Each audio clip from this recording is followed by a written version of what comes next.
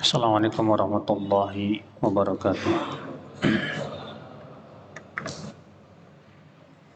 Innal hamdalillah nahmaduhu wa nasta'inuhu wa nastaghfiruh wa na'udzu billahi min syururi anfusina wa min sayyiati a'malina. Man yahdihillahu fala mudilla lahu wa man yudlil fala hadiya lahu. Asyhadu an la ilaha illallah wahdahu la syarika lah wa asyhadu anna Muhammadan abduhu wa rasuluh, amma ba'd. Suara saya jelas nggak? Kayak suaranya kayak mendem gini. Hah?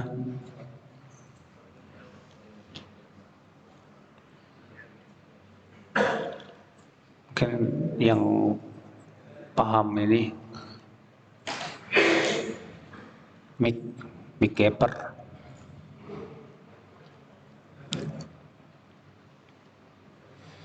Kita lanjutkan ayyuhal ikhwah.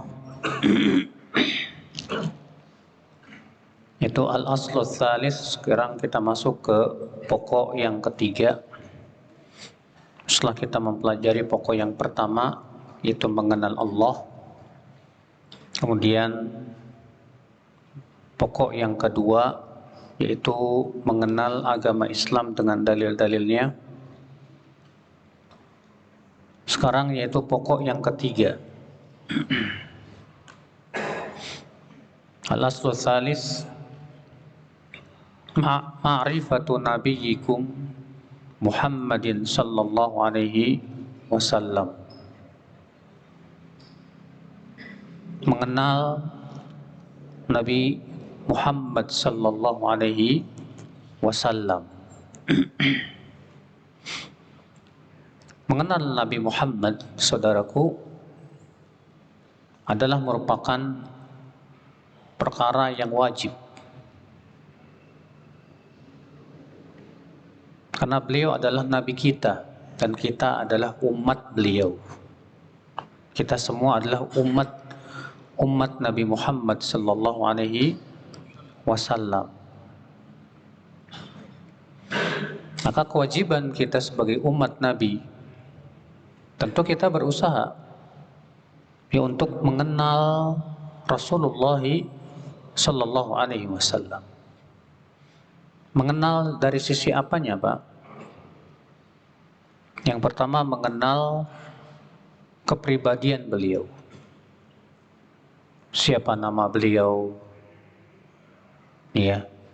Demikian pula mengenal tentang keluarga beliau, istri beliau, anak-anak beliau. Karena keluarga Rasulullah tentu adalah merupakan orang-orang yang wajib kita hormati, wajib kita cintai melebihi yang lainnya. Yang kedua, itu mengenal sirah, sejarah beliau. Bagaimana beliau berdakwah. Beliau berdakwah di Mekah sampai kemudian hijrah ke kota Madinah, agar kita bisa mencontoh manhaj dakwahnya Rasulullah sallallahu alaihi wasallam. Karena kita berdakwah tidak boleh, Pak. Kita berdakwah itu tidak boleh bikin cara sendiri, nggak boleh. Kita berdakwah itu harus mengikuti manhajnya dakwah Rasulullah SAW. Karena manhaj atau metode dakwah, kata para ulama, itu sifatnya tauqifiyah. Sedangkan wasilah dakwah berbeda lagi. Bedakan antara manhaj dakwah dengan wasilah. Kalau wasilah dakwah, kita berdakwah melalui Facebook misalnya, melalui media sosial, majalah, televisi. Itu namanya wasilah, Pak. Sedangkan manhaj itu metode dalam dakwah. Nah, kita lihat Banyak sekali di zaman sekarang orang-orang yang membuat metode dakwah. Yang satu metode dakwahnya memfokuskan kepada politik. Yang satu metode dakwahnya memfokuskan kepada amar ma'ruf tapi tidak ada nahi mungkar. Yang satu lagi memfokuskan dakwahnya kepada fadilah amal. Yang satu lagi memfokuskan dakwahnya sebatas masalah akhlak. Nah, kita lihat bagaimana, apakah seperti itu metode dakwahnya Rasulullah Sallallahu Alaihi Wasallam. Tentu ini adalah perkara yang sangat urgen sekali. Karena dakwah manapun yang tidak mengikuti tata cara dakwah Rasulullah pasti gagal. Iya.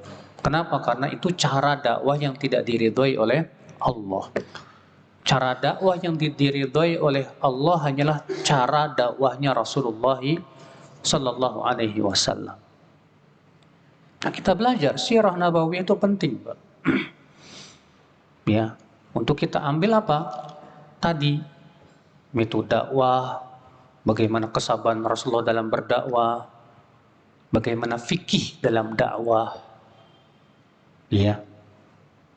Kemudian yang kita pelajari juga dari Rasulullah SAW ya akhi, yaitu syariatnya yang dibawa oleh Rasulullah Sallallahu Alaihi Wasallam. Kita pelajari akidah, ibadah, muamalah, demikian pula yang berhubungan dengan masalah fikih dan yang lainnya. Kita pelajari akhwal Islam. Nah, ini yang diinginkan dari mengenal Rasulullah Sallallahu Alaihi Wasallam. Kemudian apa tujuannya kita mengenal Rasulullah Sallallahu Alaihi Wasallam ya akhi? Mengenal Rasulullah SAW tujuannya adalah yang pertama agar kita mencintai beliau. Agar kita apa? Mencintai Rasulullah Sallallahu Alaihi Wasallam.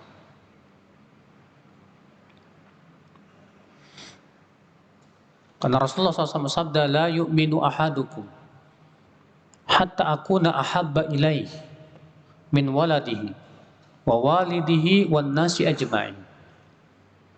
Tidak beriman seseorang sampai aku lebih ia cintai dari anaknya, dari orang tuanya, dan dari seluruh manusia. Berarti kita wajib mencintai Rasulullah melebihi segala-galanya, saudaraku. Bagaimana cara mencintai Rasulullah? Mencintai Rasulullah caranya tentu yang pertama dengan ittiba. Berusaha untuk mengikuti Rasulullah. Menjadikan beliau sebagai suri tauladan dalam kehidupan kita. Mencintai Rasulullah SAW dengan cara apa, Pak? Mencintai sunnahnya. Kita berusaha akal Islam menghidupkan sunnah Rasulullah dalam kehidupan kita. Baik dalam penampilan kita, dalam pakaian kita, dalam cara tidur kita, cara makan kita. Demikian pula bagaimana kita menjadikan Rasulullah sebagai tauladan dalam rumah tangga kita. Menjadi tauladan kita sebagaimana beliau menjadi seorang ayah. Bagaimana beliau menjadi seorang pemimpin. Bagaimana Rasulullah SAW ya menjadi seorang hamba Allah Subhanahu wa taala. Ini namanya mencintai Rasulullah sallallahu alaihi wasallam.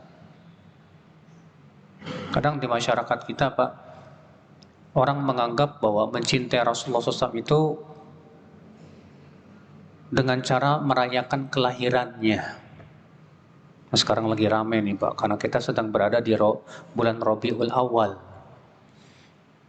Ya, orang berlomba-lomba merayakan kelahiran Rasulullah Sallallahu Alaihi Wasallam. Katanya itu sebagai bentuk cintanya Rasulullah, cintanya kita kepada Rasulullah Sallallahu Alaihi Wasallam. Nah, sekarang pertanyaannya, Pak, para sahabat ya Mereka generasi yang paling mencintai Rasulullah tidak? Iya, mereka yang paling mencintai Rasulullah SAW. Tapi kenapa tidak ada satupun sahabat yang merayakan kelahiran Rasulullah Shallallahu Alaihi Wasallam? Bapak tahu tidak? Berapa kali terjadi gerhana di zaman Rasulullah? Gerhana matahari Rasulullah terjadi di zaman Rasulullah hanya sekali. Hanya apa? Sekali. Tapi riwayat yang menyebutkan tentang tata cara sholat gerhana Rasulullah itu lebih dari 30 riwayat. Padahal itu kejadian cuma sekali dalam hidup Rasulullah SAW. Anehnya, tidak ada satupun sahabat yang menukil tentang perayaan kelahiran Rasulullah SAW. Padahal mereka hidup bersama Rasulullah berapa tahun, Pak?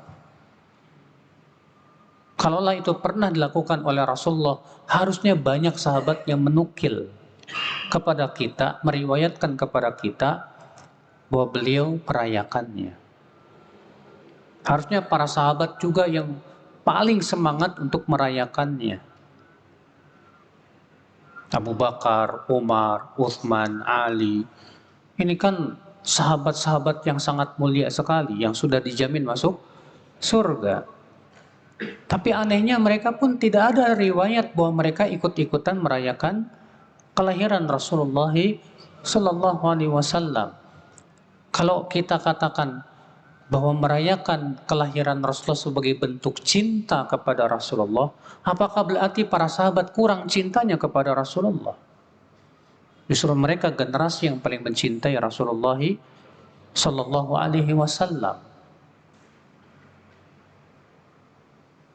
Kalau dikatakan bahwa merayakan kelahiran Rasulullah itu sebagai sebuah kebaikan, tentu para sahabat yang paling tahu tentang kebaikan daripada kita, Pak. Dan mereka yang paling semangat kepada kebaikan daripada kita. Maka apakah kita lebih paham tentang kebaikan atau para sahabat Rasulullah Sallallahu Alaihi Wasallam? Siapa yang paling mengikuti Rasulullah, kita atau para sahabat? Tentu para sahabat, mereka yang paling ittiba kepada Rasulullah Sallallahu Alaihi Wasallam.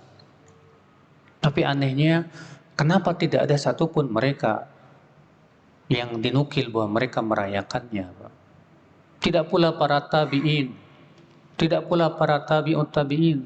Bahkan imam madhab yang 4 pun, seperti Imam Syafi'i, Imam Ahmad, Imam Malik, Imam Abu Hanifah, tidak ada yang merayakannya.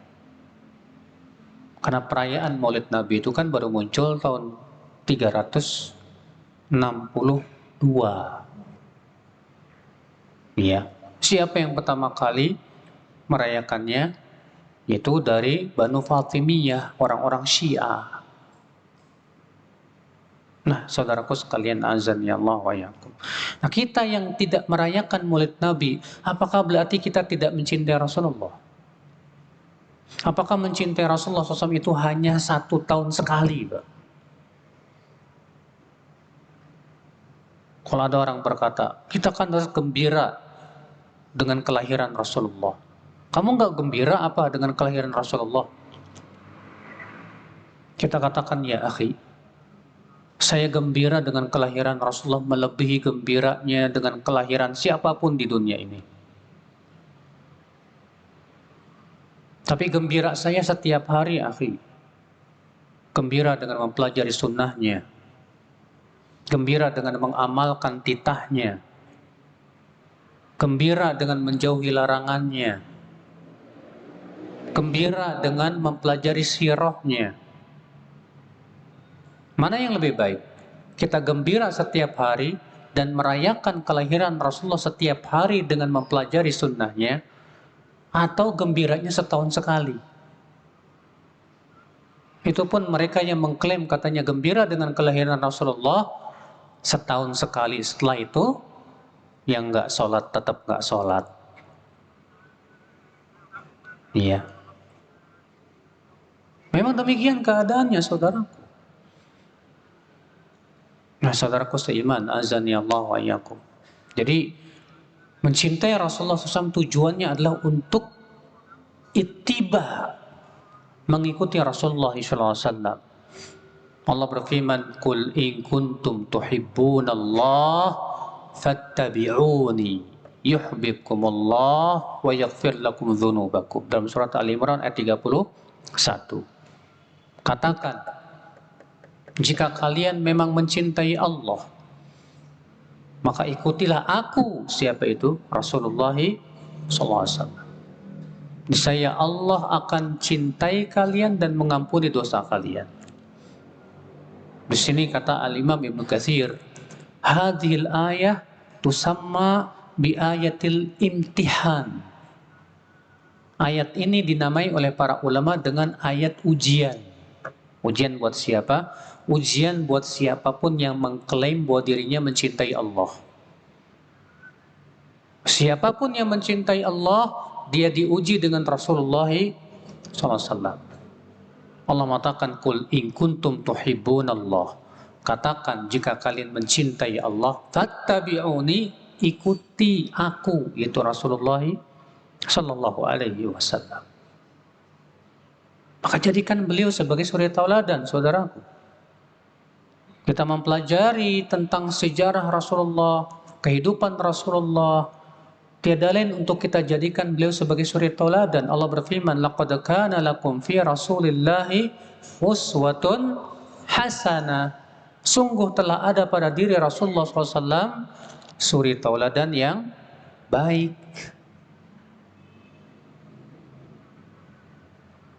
Banyak Pak orang-orang intelektual Muslim merasa bangga kalau bisa membawakan perkataan Aristoteles, bisa membawakan perkataan orang Barat, para ahli filsafat. Tapi kalau membawakan hadis Rasulullah, membawakan perkataan para sahabat, mereka tidak merasa bangga. Maka orang seperti ini orang yang paling jauh dari ittiba kepada Rasulullah sallallahu alaihi wasallam. Akhul Islam, azani Allah wa iyyakum. Satu-satunya manusia yang akan ditanya di kuburan nanti adalah hanya Rasulullah. Semua kita pasti akan ditanya tentang siapa? Rasulullah. Rasulullah bersabda apa? Fabi tus'alun. Tentangku kalian akan ditanya. Kalian akan ditanya di kuburan tentang aku, kata Rasulullah. Dalam hadis riwayat Bukhari dan Muslim tentang sejarah dan tentang mayat yang ditanya oleh malaikat Munkar dan Nakir. Apa malaikat Munkar dan Nakir bertanya kepada mayat ini? "Man hadzal rajul alladzi bu'itsa fikum?" Siapa lelaki yang telah diutus pada kalian ini? Adapun orang yang mukmin, yang ittiba kepada Rasulullah, dia akan menjawab, "Huwa Muhammad, Muhammad. Amanna bih, wattaba'na, wasaddaqna." Kami dahulu beriman kepadanya. Kami dahulu mengikutinya dan membenarkan risalahnya. Saudaraku seiman, azan ya Allah wa iyyakum. Antum tidak akan ditanya oleh Allah, kenapa kamu menyelisihi Ustadz Anu? Enggak. Kenapa kamu tidak ngikutin madhab Anu? Enggak bakalan ditanya sama malaikat Munkar Nakir di kuburan. Madhabmu apa? Enggak ada dalilnya. Yang akan ditanya oleh malaikat Munkar dan Nakir di kuburan, gimana kamu terhadap Rasulullah SAW? Kalau kita menyelisih pendapat seorang ustadz karena ngikutin Rasulullah, selamat Pak. Kalau kita menyelisihi pendapat madhab karena ngikutin Rasulullah, selamat Pak. Tapi kalau kita menyelisihi Rasulullah hanya karena mengikuti pendapat madhab, pendapat ustadz, pendapat kiai, pendapat ulama, demi Allah kita tidak akan selamat, Pak. Nggak akan selamat kita. Karena yang harus kita dahulukan adalah firman Allah dan sabda Rasulullah Shallallahu Alaihi Wasallam. Allah yang mengatakan demikian dalam surat Al-Hujurat. Ya ayyuhallazina amanu la tuqaddimu baina yadayillahi wa rasulih. Dalam surat Al-Hujurat ayat 1. Hai orang-orang yang beriman, jangan kalian mendahului Allah dan Rasulnya. Mendahului dengan apa? Dengan ucapan, dengan perbuatan. Artinya, siapapun orang yang ingin berbicara tentang agama, harus ada keterangannya dari Allah dan Rasulnya. Dan siapapun yang berbuat atau beramal dengan klaim ini termasuk agama, wajib ada keterangan dari Allah dan Rasulnya. Saudara seiman, azan ya Allah wa iyyakum. Ini dia tujuan daripada mengenal Rasulullah Sallallahu Alaihi Wasallam. Cintai Rasulullah, ya akhi. Iya. Dan tanda orang mencintai Rasulullah, yaitu orang yang senantiasa banyak bersalawat untuk Rasulullah Sallallahu Alaihi Wasallam. Demikian pula ya akhi, kita mempelajari tentang Rasulullah Sallallahu Alaihi Wasallam ya akhi. Ya.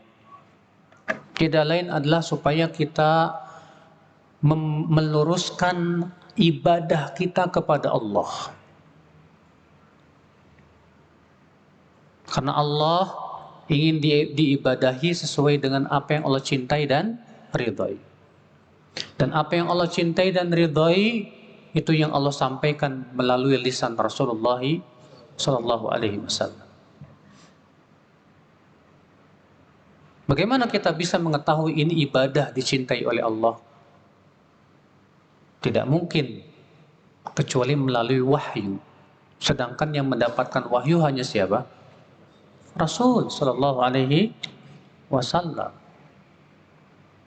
Nah ini akhi, ya.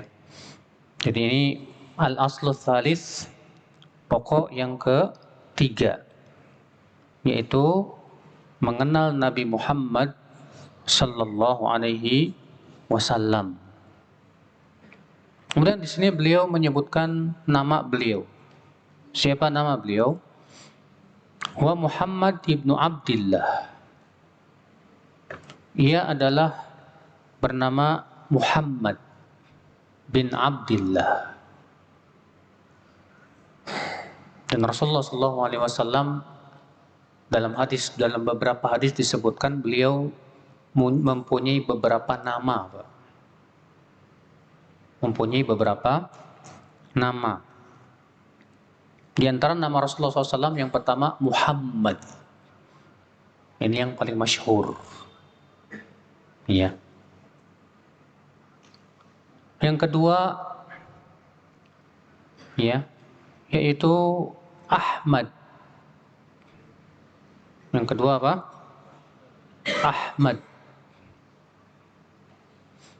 Yang disebutkan oleh Allah dalam surat As-Saff. Min ba'dismuhu Ahmad. Ini nama Rasulullah yang kedua. Yang ketiga, nama Rasulullah Sallallahu Alaihi Wasallam Al-Hashir.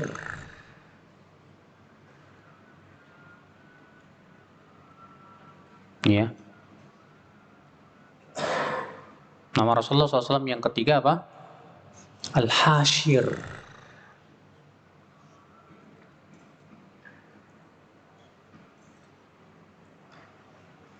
Yang keempat, nama Rasulullah SAW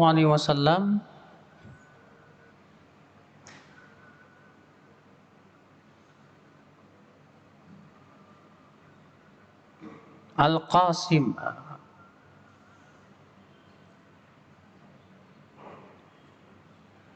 Maaf, bukan. Al-Aqib.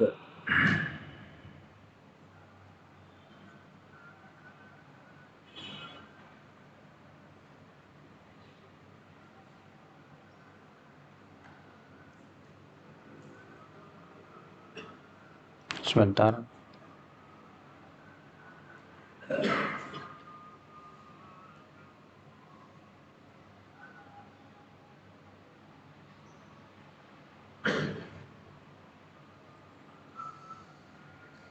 Ininya error dikit internetnya.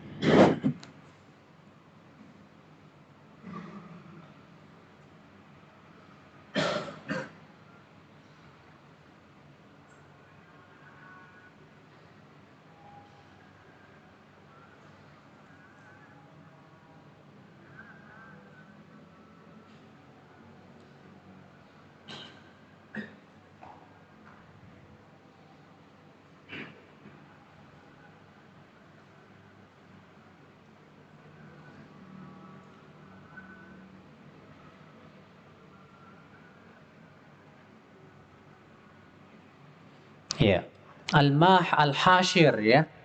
Kemudian al-aqib. Al-aqib itu artinya yang nabi yang terakhir. Kemudian nama beliau yaitu al-muqaffa.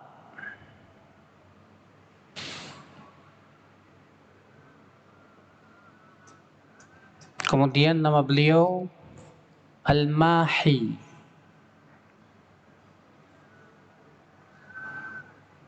Ya. Nama beliau namanya apa? Al-mahi. Artinya yang menghapus kesesatan. Sebutkan dalam hadis riwayat Bukhari, Rasulullah SAW bersabda, "Li khamsatu asma." Aku memiliki 5 nama.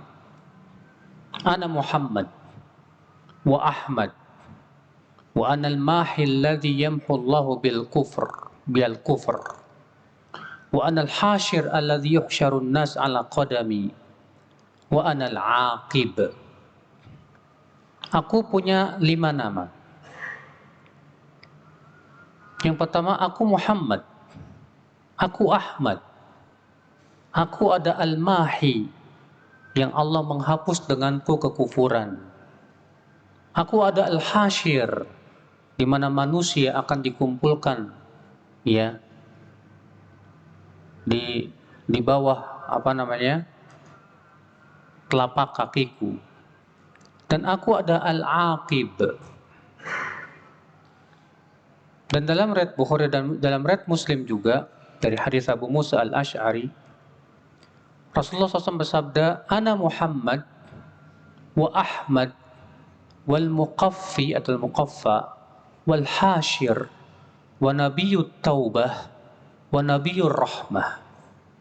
Aku adalah Muhammad, Ahmad, al-muqaffi atau al-muqaffa, al-hashir, nabiyyut taubah, dan nabiyyur rahmah. Iya.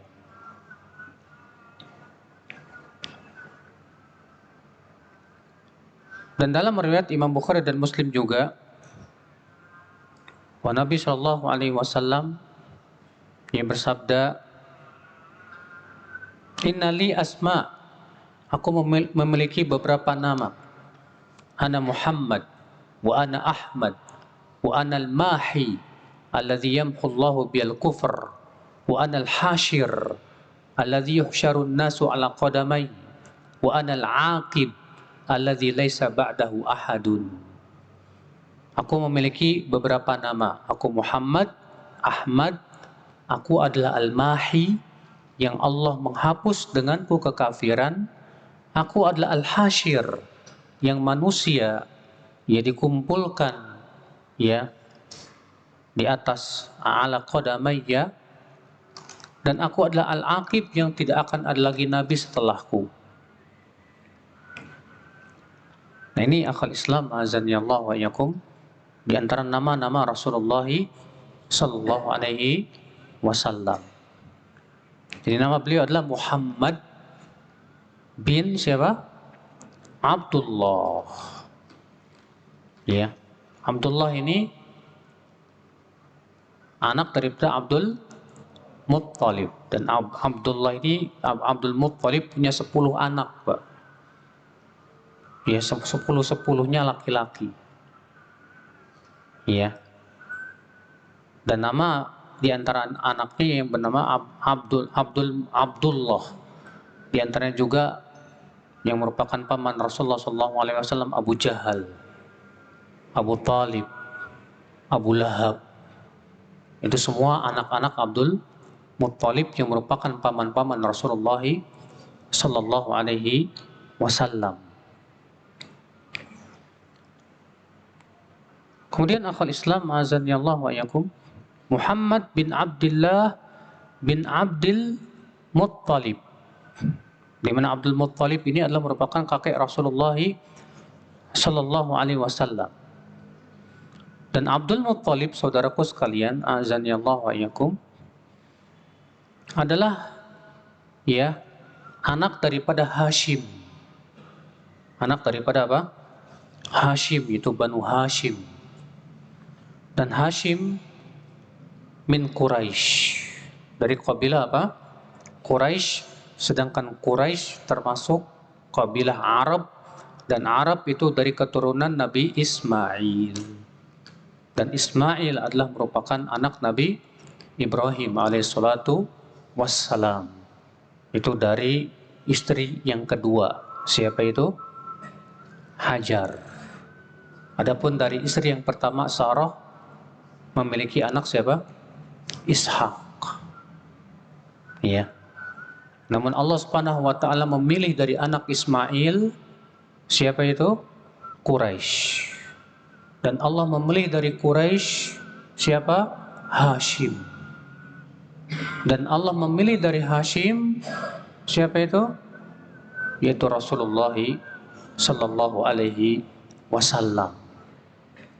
Dan ini menunjukkan, akhi, bahwa para nabi itu memang berada pada nasab yang paling mulia.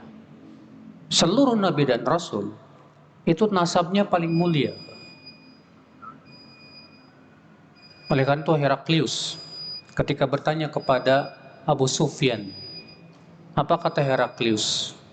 Kaifa nasabuhu fikum? Bagaimana nasab Rasul Nabi ini di antara kalian? Apa kata Abu Sufyan? Huwa fina dzu nasabin. Ia orang yang paling mulia nasabnya di antara kami. Apa kata Heraklius? Wa kadzalika rusul. Memang demikian para rasul. Yub'atsu fi nasabi qaumi.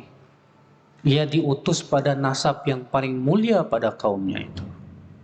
Iya. Dan insyaallah kita akan sedikit bahas tentang Rasulullah SAW, karena di sini beliau akan menyebutkan secara ringkas saja ya sejarah Rasulullah dan tidak banyak-banyak, dan kita juga tidak akan membahas secara panjang karena itu membutuhkan pelajaran khusus namanya Sirah Nabawiyah. Kayaknya pernah dibahas juga sama Ustaz Firanda ya. Dan kita buka tanya jawab nanti setelah adzan insyaallah. Jadi adzan dulu sekarang, setelah adzan tanya jawab. Nah, ada yang bertanya? Fadhal. Kalau tidak ada, fadhal, silakan. Assalamualaikum warahmatullahi wabarakatuh.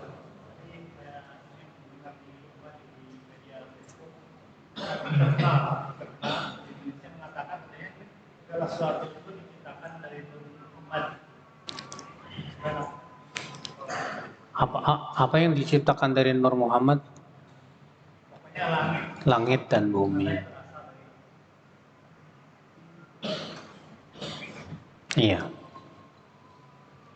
Dalam sebuah buku yang ditulis oleh Imam Al-Ajluni, yaitu buku tentang hadis-hadis yang masyhur tapi tidak ada asalnya. Beliau mengatakan bahwa ini termasuk hadis yang dibuat-buat oleh orang-orang sufi. Dan sama sekali bukan sabda Rasulullah, bukan pula SAW ya, perkataan sahabat, bukan pula perkataan tabi'in, bukan pula tabi'ut tabi'in, tapi itu adalah murni ya buatan orang sufi. Yang kedua, Ya bahwasanya Allah Subhanahu wa taala menciptakan langit dan bumi, ya disebutkan dalam hadis, dalam ayat-ayat, itu dengan firman Allah, kun fayakun, jadilah, maka ia pun apa? Jadi. Makanya Allah mengatakan demikian dalam Al-Quran. Tidak ada ayat yang menyebutkan bahwa Allah menciptakan langit, bumi dengan nur Muhammad Sallallahu Alaihi Wasallam. Ini semua kedustaan atas nama Rasulullah Sallallahu Alaihi Wasallam, ya akhi. Iya. Nah, masih ada yang bertanya? Silakan. Assalamualaikum warahmatullahi wabarakatuh.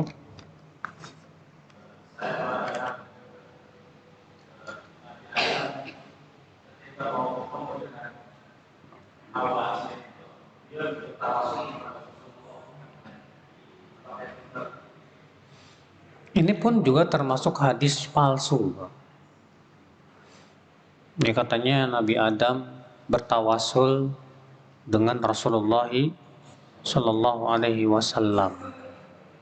Karena itu saya sudah jelaskan tentang hadisnya dalam buku saya yang berjudul Kuburan Bukan Tempat Ibadah. Iya, ini termasuk hadis yang maudhu, palsu.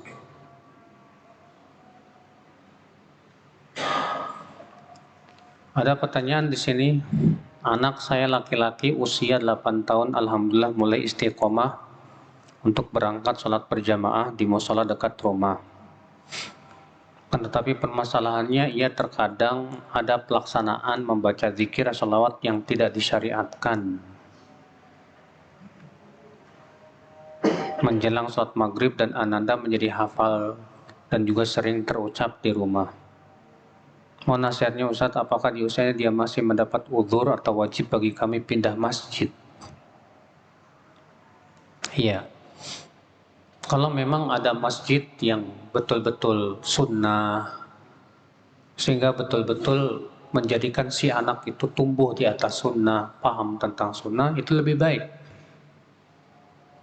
Karena masalahnya berhubungan dengan masalah pendidikan dia. Dan supaya dia betul-betul mengenal sunnah sampai dia besar.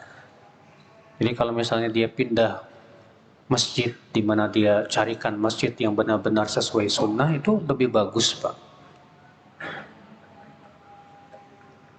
Saya mendengar ceramah Ustadz, kita harus punya amalan rahasia antara kita dengan Allah. Ini yang mengatakan ini para ulama terdahulu, Pak. Jadi mereka itu menganjurkan agar kita punya amalan yang sifatnya apa? Rahasia. Iya. Bolehkah kita beramal atau bersedekah tanpa izin suami? Sedangkan uang yang saya gunakan itu dari suami.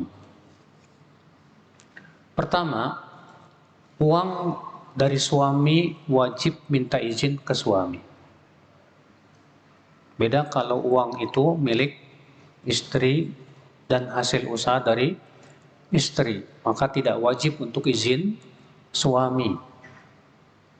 Adapun kalau itu adalah uang dari suami, ya, maka si istri wajib izin dulu. Ya, kalau suami mengizinkan, alhamdulillah. Kalau suami tidak mengizinkan, maka tidak boleh. Iya. Namun kalau misalnya si suami mengatakan secara umum, ini uang terserah kamu mau diapain. Kemudian kamu pun seorang istri untuk mensedekahkannya, maka Rasulullah menyebutkan bahwa orang apabila istri bersedekah, maka yang mendapat pahala itu 3. Apabila istri yang sedekah, maka yang mendapat pahala berapa? 3. Yang pertama suami, yang kedua istri tersebut, dan yang ketiga yaitu bendaharawan yang memegang uang kalau ada. Iya. Makanya suami yang baik, dia akan menyuruh istrinya yang sedekah, Pak. Supaya apa? Supaya kebagian semua. Sebab kalau suami doang yang sedekah, istri nggak dapat pahala. Tapi kalau istri yang sedekah, suami dapat pahala, istri dapat pahala. Iya, demikian.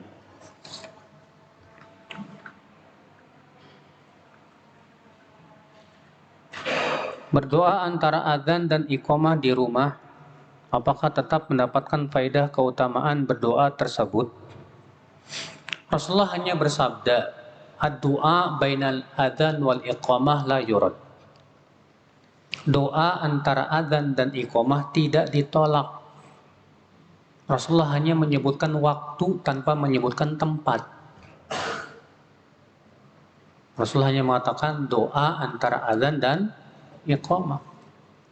Ya.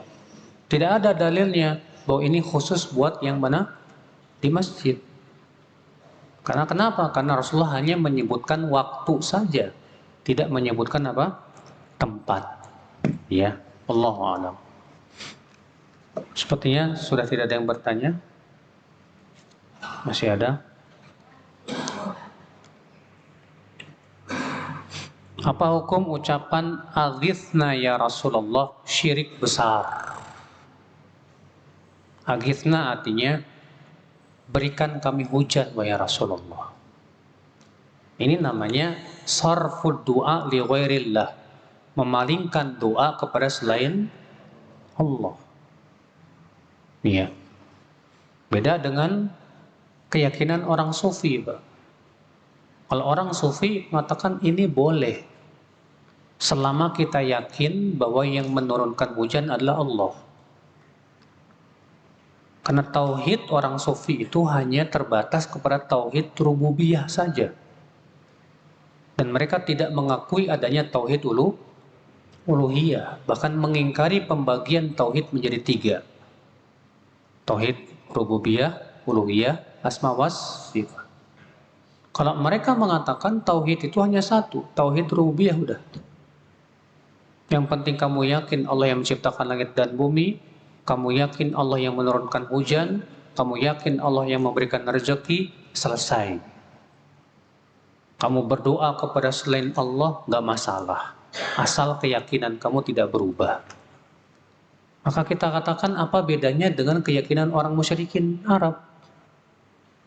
Orang musyrikin Arab, ya, orang-orang Quraisy, kalau ditanya siapa yang menciptakan langit dan bumi, mereka jawab siapa? Allah. Siapa yang menurunkan hujan? Siapa yang memberikan rezeki? Mereka jawab siapa? Allah.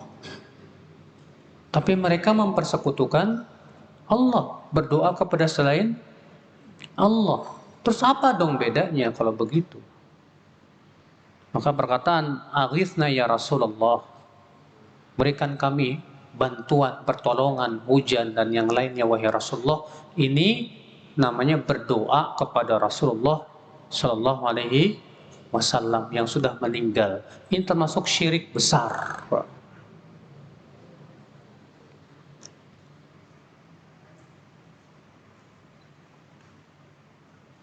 Jika ada orang sudah haji 2 kali, umroh berkali-kali, jika ada uang manakah yang lebih utama Ustadz? Umroh lagi, haji lagi, atau sedekah? Akhi, ketahuilah amal soleh itu banyak. Jangan fokuskan amal soleh cuma haji, umroh, umroh, haji, umroh, haji. Ada orang terkadang begitu, Pak. Habis umroh ngumpulin duit lagi buat umroh. Iya, pergi umroh dia, selesai itu ngumpulin duit lagi, udah terkumpul umroh lagi. Seakan-akan amal soleh cuma itu doang. Apa seperti itu perbuatan Rasulullah? Tidak. Rasulullah dalam hidupnya umroh cuma 4 kali. Apa seperti itu perbuatan para sahabat? Tidak. Yang benar bagaimana dong? Yang benar adalah kita berusaha untuk beramal soleh seluruhnya. Kita umroh juga, kalau kita sedekah juga, kita membantu fakir miskin, ya, kita menuntut ilmu Allah Subhanahu wa taala, ya, Dan yang lainnya saudaraku sekalian. Bahkan sedekah nilainya pun tidak kalah di sisi Allah Subhanahu wa taala. Rasulullah bersabda, "As-sa'i 'alal armalah wa du'afa kal mujahid fi sabilillah wa qasaim alladzi la yaftur wa la yuftir wal qa'im alladzi la yaftur." Orang yang membantu para janda dan orang-orang lemah itu pahalanya seperti orang yang berjihad di jalan Allah dan seperti orang yang berpuasa tak pernah berbuka dan seperti orang yang sholat terus-menerus tak lelah-lelah. Bayangkan, Masya Allah. Itu pahalanya orang yang membantu para janda dan orang fakir miskin. Iya. Makanya salah, Pak. Kalau kita hanya memfokuskan ibadah kepada satu macam ibadah saja. Salah. Karena itu tidak sesuai dengan sunnah Rasulullah Sallallahu Alaihi Wasallam. Ya. Bagaimana urutan zikir setelah sholat sesuai sunnah? Terjadi khilaf para ulama. Setelah selesai sholat itu apakah yang disunahkan pertama kali kita ucapkan istighfar? Astaghfirullah, astaghfirullah, astaghfirullah. Allahumma antas salam, wa minkas salam, tabarakta ya dzal jalali wal ikram. Ataukah yang pertama kali diucapkan itu takbir? Adapun jumhur ulama, jumhur itu apa sih? Mayoritas ulama berpendapat yang sunnah adalah istighfar dulu. Sementara sebagian ulama berpendapat bahwa yang sunnah itu takbir dulu. Berdasarkan hadis Ibnu Abbas. Ya. Namun pendapat yang saya condong kepadanya pendapat jumhur mayoritas. Karena hadisnya lebih jelas dan tegas. Maka kita mulai dengan astaghfirullah, astaghfirullah, astaghfirullah. Allahumma antas salam, wa minkas salam, tabarakta ya dzal jalali wal ikram. Adapun setelahnya tidak ada keterangan tentang urutannya. Apakah antum mau membaca ayat kursi dulu terserah. Atau antum membaca subhanallah 33 kali, alhamdulillah 33 kali, Allahu akbar 33 kali. Ditutup dengan la ilaha illallah wahdahu la syarikalah lahul mulku wa lahul hamdu wa huwa ala kulli syai'in qadir. Atau antum membaca dulu la ilaha illallah wahdahu la syarikalah lahul mulku wa lahul hamdu wa ala kulli syai'in qadir. Allahumma la mani'a lima a'tait wa la mu'tiya lima manat wa la yanfa'u dzal jaddi minkal jadd. Atau antum juga membaca dulu la ilaha illallah wahdahu la syarikalah lahul mulku wa lahul hamdu wa ala kulli syai'in qadir. La ilaha illallah wahdah. Ya, sampai akhirnya. Ini saya belum mendapatkan riwayat tentang urutan-urutannya. Maka mana dulu silakan, sesempatnya antum terserah. Iya.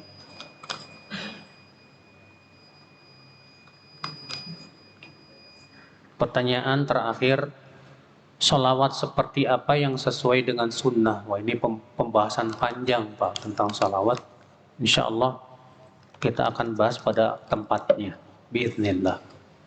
Tentang lafaz-lafaz yang sahih mana aja. Ya. Kemudian bolehkah membuat salawat sendiri? Ya. Kemudian di mana saja kita disunahkan bersalawat dan yang lainnya. Demikian wabillahi taufik. Assalamualaikum warahmatullahi wabarakatuh.